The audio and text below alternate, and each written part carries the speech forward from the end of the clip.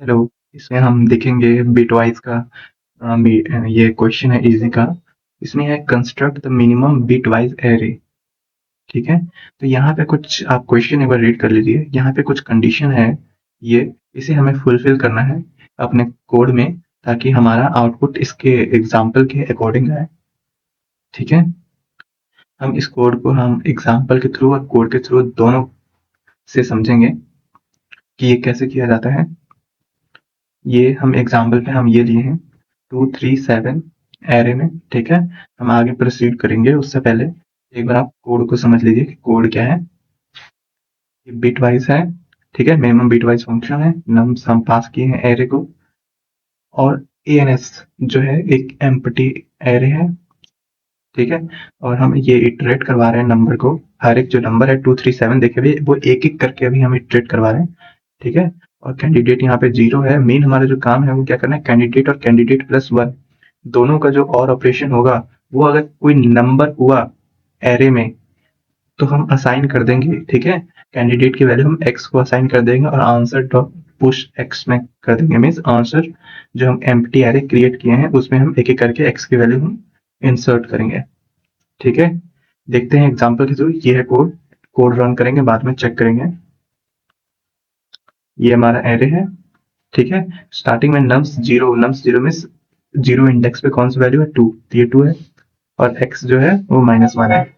ठीक है, अब स्टार्टिंग में कैंडिडेट यहाँ पे देख सकते हैं ये इटरेट हो रहा है। कैंडिडेट 0 है और कब तक जाएगा, नम तक जाएगा। नम की वैल्यू कितना है, 2 है, तो 0 1। ठीक है, 0 1 2 तक जाएगा, तो ये सिर्फ 2 के लिए है। ये इटरेट सिर्फ 2 के लिए हुआ है। ठीक है, तो कैंडिडेट जब 0 होगा तब क्या होगा, 0 और 1, क्योंकि कैंडिडेट प्लस 1 था प्रोग्राम में। ठीक है, यहाँ पे 0 और 1 का और करेंगे तो 1 आएगा, तो ये 2 के इक्वल नहीं है, तो उसे कंटिन्यू करेगा, मिस स्किप करेगा। स्किप करने के बाद 1 कैंडिडेट इक्वल 1 आएगा। ठीक है, 1 और 2, क्योंकि कैंडिडेट यहाँ पे देखिए एक नेक्स्ट एलिमेंट नेक्स्ट को लेके चलना है। यहाँ पे कैंडिडेट और कैंडिडेट प्लस 1, इसलिए यहाँ पे 1 और 2 दोनों का और करेंगे तो 3 आएगा। तो क्या 2 के इक्वल है, नहीं है, तो कंटिन्यू करेंगे, मिस स्किप कर देंगे, आगे बढ़ेंगे। कैंडिडेट इक्वल 2 पे 2 और 3। ठीक है, ये कितना है, 3, तो ये 2 के इक्वल नहीं आया, तो इनर जो लूप था 2 का वो खत्म हो गया, मैच तो किया ही नहीं। तो x की वैल्यू क्या रहा, -1 ही रहा।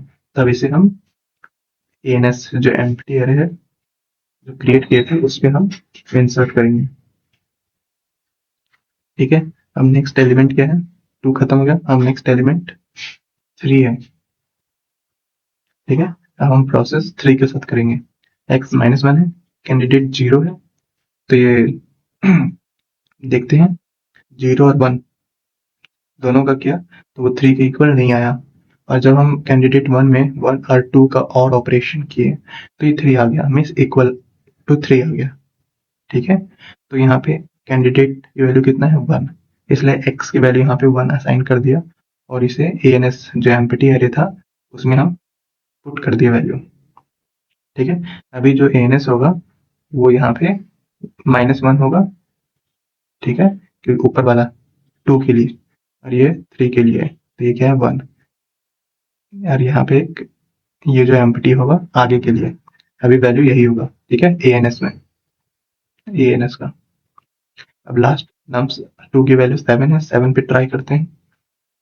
x इक्वल -1, कैंडिडेट 0 और 1 में नॉट इक्वल, 1 और 2 में भी नॉट इक्वल, 2 और 3 का और करेंगे तो नॉट इक्वल, 3 और 4 का करेंगे तो यहाँ पे 7 आएगा, इक्वल टू 7।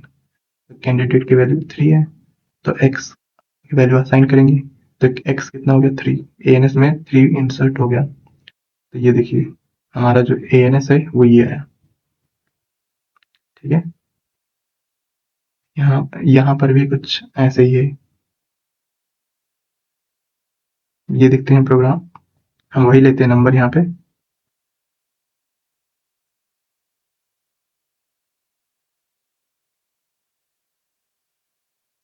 रन करके देखते हैं।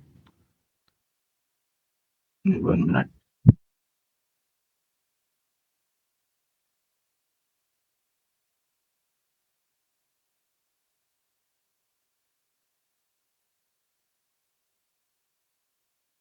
ये देखिए हमारा जो आंसर है आउटपुट ये मैच कर रहा है जो अभी हम एग्जाम्पल में समझे थे। तो इससे हमारा प्रोग्राम पता चलता है सही है।